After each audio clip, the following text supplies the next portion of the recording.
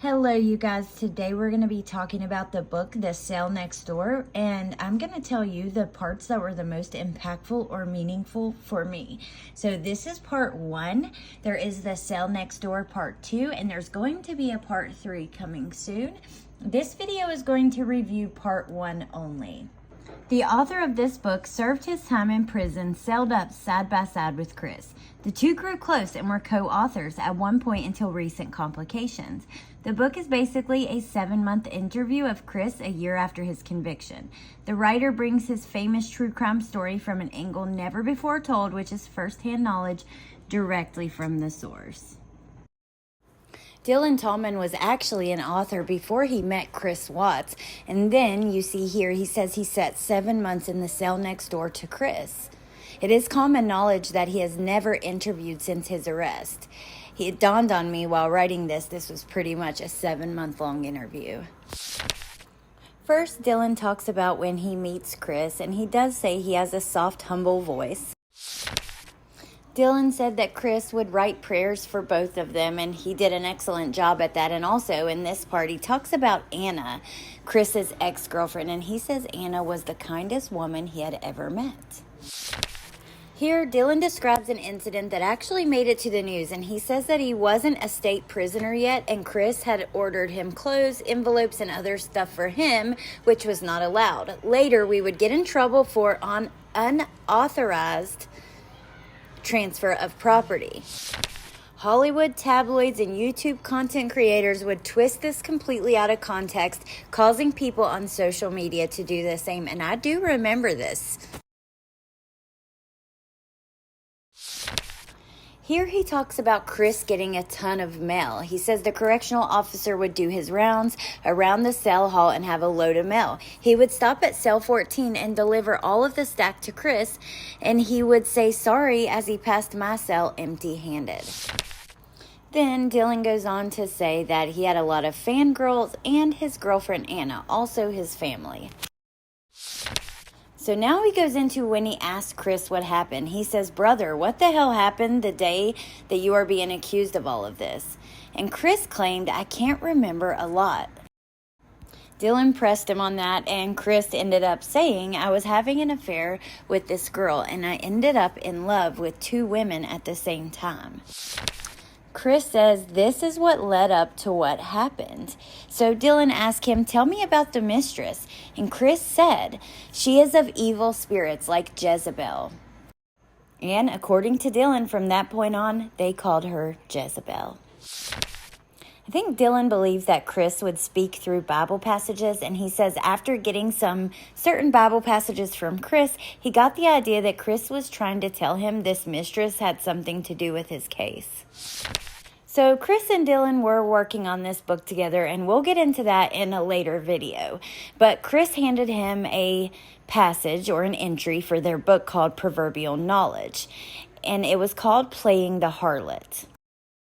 It was based on Proverbs 5:3-5, and it said, and I quote, "For the lips of an immoral woman drip honey, and her mouth is smoother than oil.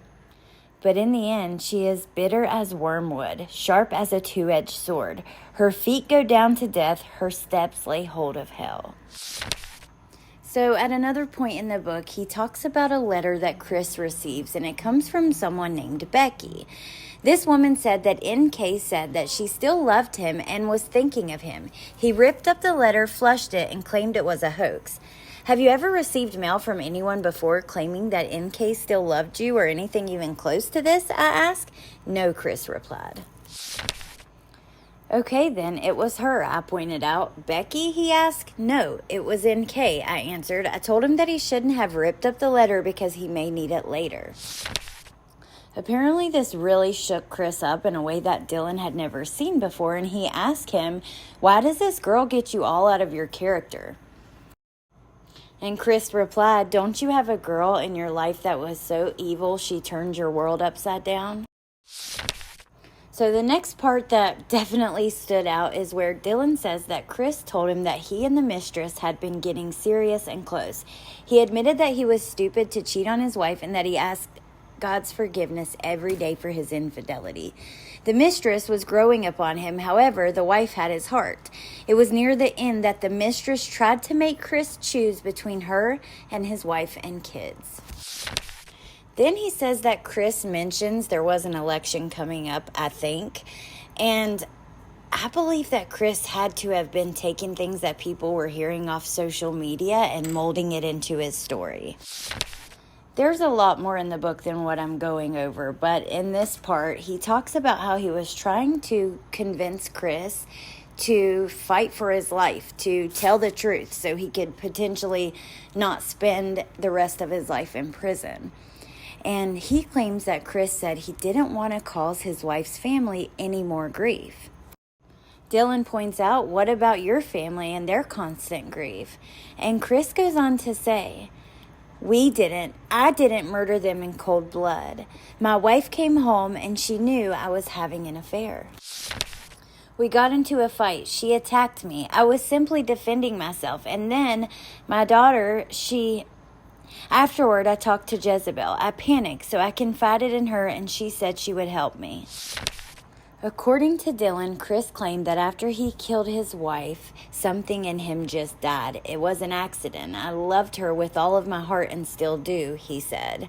It's such a tragic loss. I just want to honor her memory and not ruin her memory. People want the truth, but I don't owe it to anyone. It's my family that I lost, and it's me that's serving life in prison, Chris said. Chris goes on to explain and says, anyway, I told my mistress what had happened, and she told me how to hide my wife's body. She said to bring the girls with. I was just on autopilot, like in shock, so I grabbed my younger daughter out of bed.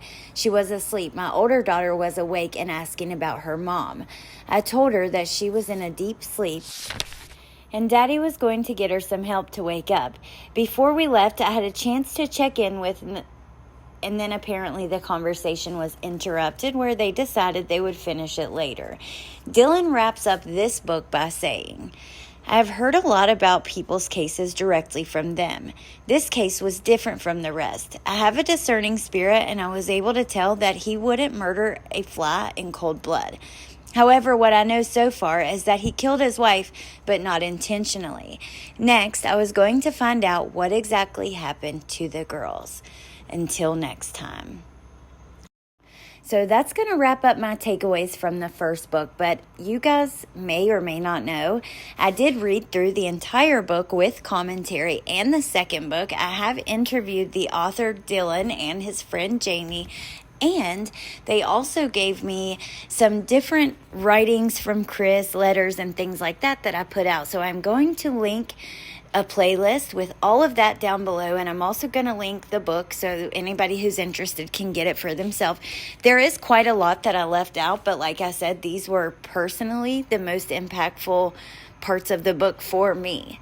So thank you guys for listening, and I hope you have a great day, and I'll see you soon for the summary of the second book.